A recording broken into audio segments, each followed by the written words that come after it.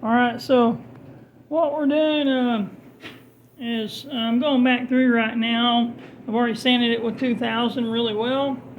I'm just going back through and looking for a few areas that I might not like so much, that have a little bit of maybe an orange peel look, or you can see a little glimmer of texture to it.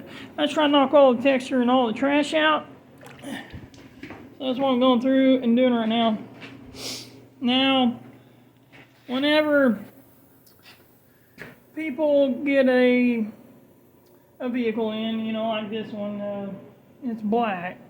Some people think it's a lot harder to do buffing on a black car.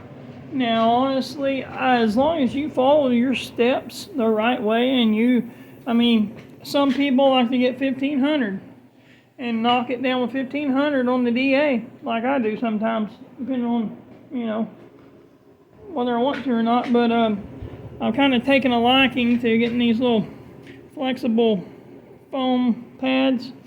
They're the McGuire's finish pad, or whatever they call it. I don't know, but anyway, I like to get it in some 2000 grit and maybe a bucket with water. Just make sure you ain't got no dirt on your vehicle. You know, if you paint it and set it outside afterwards, wash it off and knock it down with 2000. Find all your trash, you know. Come back through, like there's a little spot right here. Not really much, but just come back through and do a little bit more right there. And you look for another spot, and you know, that's what I'm doing. Like there's another little spot right here, there's a little piece of trash in it. Not much, just, you know, come back, knock it down just a little bit more. Maybe if you hear a little sound that your pad makes, like it goes, you don't want that. You want to wash your pad off and you may spray the vehicle. I mean, sometimes I sit here with the water hose and just sand and use the water hose instead of going back and, you know, just dipping in the bucket. But it's all wet around the vehicle, and as long as you got it nice and wet around the vehicle, and the vehicle's basically wet in the area you're sanding, and you ain't got wind blowing dirt around or something, you'll probably be just fine on the dirt. But when you get to the buffing part, it's really not hard, man. You just get your number one.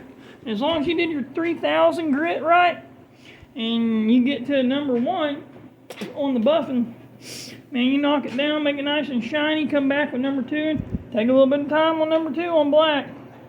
You can come back on three and basically just barely buff it and wipe off the residue, or wash it off if you want.